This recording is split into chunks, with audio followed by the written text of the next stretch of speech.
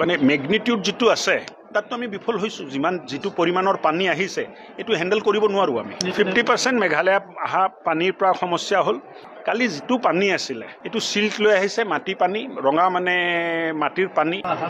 50% মেঘালয় আহা পানীৰ পৰা সমস্যা হল কিয় পানীৰ কালাৰ সিটিৰ পানী যেতিয়া থাকিব পানীৰ কালাৰটো কলা থাকিব সিটিত যদি নলা নৰ্দমাৰ পৰা পানী ওলাই এক পানীৰ ৰংটো কলা থাকে কালি যেটো পানী আছিল এটো সিল্ট লৈ আহিছে মাটি পানী ৰঙা মানে মাটিৰ পানী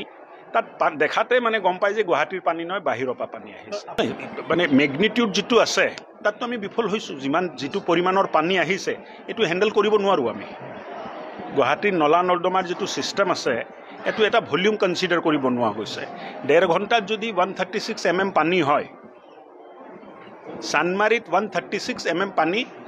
ওয়াটাৰ ৰিসোৰ্সে ৰেকৰ্ড কৰেছে আৰ ৰাতিপুৱা মোক ৰিপোৰ্ট দিছে এই পৰিমাণৰ পানী যদি 1.5 ঘণ্টাত আহে কোনো সিস্টেমে হ্যান্ডেল কৰিব নোৱাৰে তাতকে বেছি আছিলে মানুহৰ বহুত অসুবিধা হৈছে মানুহ নহয় ঘৰ যাব পৰা নাই বুলি কক ওলাব পৰা নাই ৰাতি মানুহে ঘৰ যাব পৰা নাই আনকি মানুহ 12টা বজাতো ঘৰ পাইছে 1টা বজাতো ঘৰ পাইছে মই দুঃখিত যে এই ঘটনাটো হ'ল কিন্তু প্ৰকৃতিৰ লগত তো যুঁজিব নোৱাৰি পানীৰ যেটো পৰিমাণ আছিল আৰ মেঘালয় পৰা যেটো পানী আহিলে এটোৱে গোটে অনিষ্টটো কৰিলে না কাম যথেষ্ট হৈছে নাইৱা বুলি মই নকওঁ কিন্তু এই মানে পানী যে মেঘালয় পৰা আহে মেঘালয়ৰ পানীক আমি এতিয়ালৈ কন্ট্ৰোল কৰিব পৰা নাই সমষ্টিৰ বাহিৰত নাই সমষ্টিৰ ভিতৰত আছো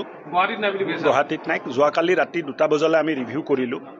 গুৱাহাটীৰ বানপানীৰ যোৱাকালি যেটো বানপানী হ'ল কালি 1.5 ঘণ্টাত 136 mm এটো 5.5 ইঞ্চিৰ ওচৰা ওচৰি 1.5 ঘণ্টাত বৰষুণ হ'ল এই বৰষুণৰ যেটো পৰিমাণ এই যেটো পানীৰ পৰিমাণ এই পানীটো গুৱাহাটীৰ নলা নৰ্দমাই টানিব নোৱাৰে এই কাৰণে পানী ৰাস্তাৰ ওপৰত ৰৈ গ'ল আৰু কালি গুৱাহাটীত যেটো পানী আমি দেখিলো এই পানীৰ পৰা ইফেক্টেড হৈছিল দিছপুৰ সাৰ্কেল দিছপুৰ মোজা যেটো আছে বা দিছপুৰ সাৰ্কেল যেটো আমি কওঁ দিছপুৰ সাৰ্কেল অফিচাৰৰ আণ্ডাৰত যিখিনি এৰিয়া এই এৰিয়াবোৰ পানীত প্লাবিত হৈছিল তাৰ কাৰণটো হ'ল যে আধাতকে অধিক পানী মেঘালয়ৰ পৰা আহিলে মেঘালয়ত USTM ইউনিভাৰ্চিটি হ'ল DPS স্কুল হ'ল পাহাৰবোৰ কটা গ'ল আৰু এই পানীবোৰ বাগৰি এতিয়া গুৱাহাটীত সোমাই যায় তেনেকুৱা এটা মই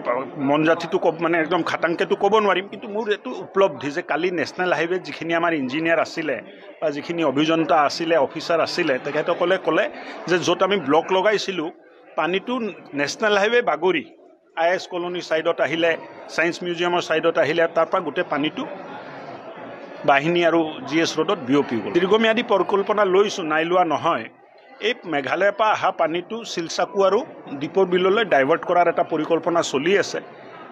DPR হৈ আছে মই ভাবো যে অতি সোনকালে 2-3 মাহৰ ভিতৰত আমি কাম আৰম্ভ কৰিব পাৰিম